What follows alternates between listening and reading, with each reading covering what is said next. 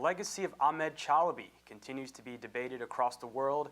Chalabi, the discredited Iraq war lobbyist, died earlier this week at the age of 71. He supplied the Bush administration false intelligence used to justify the 2003 invasion of Iraq. And according to recent news reports, Chalabi was working on unearthing high-level government corruption in Iraq when he died. This comes as part of a larger push to rein in official graft in Iraq, which has recently landed a former environment minister in jail. Well, now joining us to discuss this, along with the latest news in Syria, is Sabah Alnasseri. He's a professor of political science at York University. Thanks so much for joining us. Thanks for having me. So can you talk about Chalabi's legacy, especially in the context of this news that he was investigating high-level government corruption in Iraq? Who are the targets of this crackdown, and who is benefiting? Right. I mean, it all started a few months ago, in August 2015, where we had 100,000 people across Iraq, and in the center, the south of Iraq, even in the north, in Kurdistan. People were asking for basic services, for electricity, clean water, etc. But the protests were radicalized because people realized you can't have basic services without radical reforms. So at that time, in August 10, 11, Minister President Abadi introduced a package of reform to the parliament to fight back against corruption, to reduce the number of ministries and reduce the number of bureaucrats, to abolish some posts like the vice president, etc.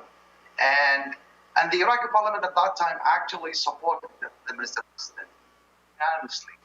And there were no objections because Abadi was empowered by the protest of the people.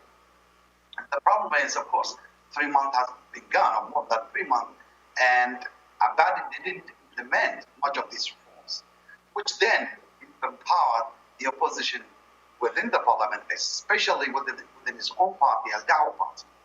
And most of those members of Al-Dawah parties are the allies of the ex-minister presidents, now the vice president Al-Maliki. And especially those members of the Al-Dawah party, on Monday, 60 of them, they signed a petition and threatened Abadi to withdraw their support for his cabinet if he doesn't negotiate all this reform with them. So what we can see here, that there was a wide range protest for radical reform and to end the corruption, etc. And we end up in an internal conflict over power, resources, and post within the Al-Dawah party, within the parliament, and within the cabinet itself. So you have an intra-party conflict now within Abadi's own party, Al-Dawah, between him and the supporter of Al-Maliki. Talk about how this ties into Chalabi's legacy, especially because not only was he a key lobbyist for the Iraq War, but he served in some high-level positions within the Iraqi government. I mean, I was never a fan of Al-Chalabi or the so-called Iraqi exile opposition, because we can see what they have done to Iraq now. And Al-Chalabi, he mastered the game of not aligning with any specific force, be it the US or Iran, etc. So he tried to play and use the maneuver among the conflict contradiction of these forces to pursue his own agenda. So on the one hand, he supported the US at the time of the invasion and getting rid of Saddam Hussein. But at the same time, he was an ally of Iran. So he delivered a lot of information to Iran at that time. And he spent some of the years in Iran. Iran supported, Al-Chalabi, but also other forces within Iraq, some of Al-Dawah party, or sometimes the Sadr, depending on his own interest. So Al-Chalabi was playing his own game. That's why at the beginning he was, trying to convince the US government at that time of the Bush administration to attack Iraq and occupy Iraq. But once they did that, he changed position and he wanted to take power himself. Of course, the United States didn't trust Al-Chalabi. They didn't trust any member of the so-called Iraqi exile opposition, because the project was to control Iraq by the United States. So then there was a conflict between Chalabi and the Bush administration. At that time, Chalabi shifted side and allied with Iran. So you can see the guy was actually playing his own game. That's why he neither had some friends and allies within the political landscape and institutional speaking in Iraq, nor among the wider population. Nobody actually trusted Chalabi. And I wanted to switch gears a bit. Some of the latest news we're seeing is France is deploying an aircraft carrier to the region to fight the Islamic State in Iraq and Syria. This comes on the heels of President Obama's announcement. He's deploying 50 special forces to Syria, and the wrapping up of peace talks that included Saudi Arabia and Iran over the future of Syria. So what can you tell us about how all these events are going to help shape the future of Syria, and are we any closer to some type of peace deal or drawing down of the conflict there? I mean, it was not a coincidence that President Obama made the announcement on last Friday, the same day we had the conference on Syria in Vienna, and for the first time Iran was invited. So you have all the regional international forces involved in the conflict in Syria meeting in Vienna, of course without the Syrian opposition, because there is no such a thing as a unified Syrian opposition. So it's not a coincidence that President Obama made this announcement the same day. So what is the message?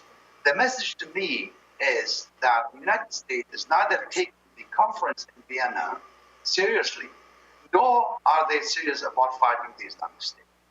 Because everyone knows that sending 50 or 100 or 5,000 for that matter will not change the equation on the ground in Syria. But it sent a message, as I said, that the United States is not taking the diplomatic initiative, nor against Islamic State seriously. Why is this the case? I have argued since 2002, a few months before the occupation of Iraq, when I was in Germany, in a series of articles on the U.S. and Iraq, published on the linksnet.de, where I have argued that the strategy of the United States in the Middle East is to create instability, chaos, permanent war, violence, and terror. This is the best strategy to control not only the Middle East, but also destabilize their possible antagonists, be them Russia or China, or even Europe. So it's not actually the interest of the United States to reach a peaceful solution regarding the conflict in Syria or Libya or Iraq or Yemen for that matter. So both messages in Vienna and in Washington on Friday is just to suggest that they are not serious about these two diplomatic and military options. And a message, of course, was sent to Russia and their allies in Syria. So the danger of that is that once you said 50, then tomorrow you would send 500, just like what happens in Iraq last year. The Islamic State, who end up sending 3,000. So de facto, you are increasing the scope of the military intervention, worsening the situation and create more violence and chaos. So no, this is a wrong tactic, and I think it sends a negative message to all those who are gathered in Vienna and elsewhere in the region to solve the conflict in Syria diplomatically. Well, Sabah Alnasseri, thank you so much for joining us. Thanks for having me. Thank you for joining us at the Real News Network.